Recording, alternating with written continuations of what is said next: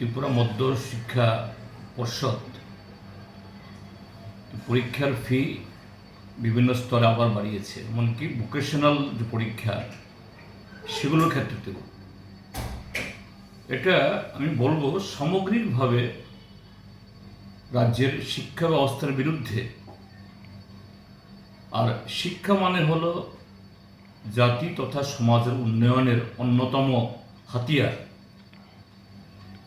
তো সামগ্রিকভাবে একটা দীর্ঘমেয়াদী পরিকল্পনা গ্রহণ করে এই রাজ্যের বিকাশকে পেছন দিকে ঠেলে দেওয়ার একটা অত্যন্ত গর্হিত উদ্যোগ এই ভারতীয় জনতা পার্টি পরিচালিত বা তার নেতৃত্বে যে সরকার এটা গ্রহণ করেছে। সরকারের এই শিক্ষা ব্যবস্থার গুণমান উন্নতির কোনো উদ্যোগ নেই। সমস্ত স্তর, প্রাথমিক থেকে একেবারে উচ্চশিক্ষা, ইউনিভার্সিটি স্তর অবধি শিক্ষকের অপ্রতুলতা চলছে বছরের পর বছর ধরে। মাঝে সাঝে এক দুটা বিজ্ঞাপন দেয়, বিজ্ঞাপন অনুসারে আবার নিয়োগ হয় না, আবার যে কজনকে অফার টফার দেওয়া হয় একটা চাকরি মেলার নামে একটা তামাশা করে। কিন্তু শিক্ষার যে সামগ্রিক যে হাল কি হয়েছে এ নিয়ে তাদের কোনো মাথা ব্যথা নেই। কেননা শিক্ষার উন্নতি হলে, মানুষ সচেতন হলে, উন্নত শিক্ষা ব্যবস্থা হলে, উন্নত মানুষ তৈরি হলে ভারতীয় জনতা পার্টির যে রাজনীতি, তাদের যে রাজনৈতিক দর্শন, এটাকে এগিয়ে নিয়ে যাওয়া যাবে না। কাজে খুব পরিকল্পিতভাবেই এই শিক্ষা ব্যবস্থাকে খুন করা হচ্ছে। ভবিষ্যৎ প্রজন্ম, তাদের যে মস্তিষ্ক, মনন, চিন্তা ভাবনা, এটাকে ধ্বংস করে দেওয়া হচ্ছে। শুধু শিক্ষকের অপ্রতুলতা না, যারা শিক্ষকরা আছেন তাদের ট্রেনিংয়ের ব্যবস্থা নেই। তারপর সর্বশিক্ষা অভিযান, সমগ্র শিক্ষা অভিযান, এরপর ট্যাট ইত্যাদির নামে অনেক নিয়োগ হয়।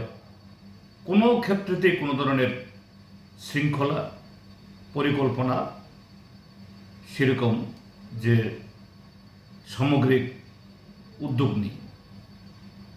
আর পরিকাঠামো,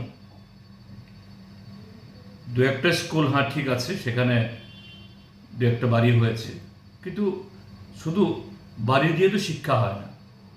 আবার এরকম স্কুল বাড়িরও প্রয়োজন। মফস্বলে শত শত স্কুল ভেঙে পড়ছে, ক্লাসরুম নেই, ফার্নিচার নেই। তো আমি ব্যক্তিগতভাবে এবং আমাদের পার্টি, ভারতের কমিউনিস্ট পার্টি মার্ক্সবাদীর তরফ থেকে ত্রিপুরা বোর্ড অফ সেকেন্ডারি এডুকেশনের এই উদ্যোগকে আমি নিন্দা জানাচ্ছি এবং দাবি জানাচ্ছি। যদিও বলা হয় পর্ষদ স্বাধীন, কিন্তু সরকারের অঙ্গুলি হেলন ছাড়া, সরকারের মদত ছাড়া, সরকারের সম্মতি ছাড়া এটা হয় না। আমাদের মাননীয় মুখ্যমন্ত্রী নামের আগে ডক্টরেট, প্রফেসর এই উপাধিগুলো লাগান। হ্যাঁ, ভালো, এটা আমাদেরও সম্মানের, গৌরবের। কিন্তু আপনার এই যে উপাধি, আপনার যে এই সম্মান, সে অনুযায়ী আপনার পরিচালিত সরকার, আপনি আবার শিক্ষা দপ্তরের দায়িত্বেও, আপনি দ্রুত এই মধ্যশিক্ষা পর্ষদের যে এই 2.5 গুণের বেশি ফি বাড়ানো, এটাকে রদ করুন। এবং শুধু রদ করলেই চলবে না, এই যে বেহাল অবস্থা, শিক্ষক নেই, পরিকাঠামো নেই, শৃঙ্খলা নেই, এর উপরে একটা পর্যালোচনা করুন। এই রাজ্যকে, আমাদের ভবিষ্যৎ প্রজন্মকে বাঁচানোর জন্য সামগ্রিকভাবে রাজ্যের উন্নয়ন যাতে ব্যাহত না হয়। উন্নয়ন মানে কিছু এই দু একটা দালান বাড়ি চকচকে কিছু করা নয়। মানব সম্পদকে কিভাবে আমরা বিকশিত করতে পারব, কিভাবে গোটা বিশ্বের যে প্রগতিশীল একটা ধারা তার সাথে যুক্ত করতে পারব।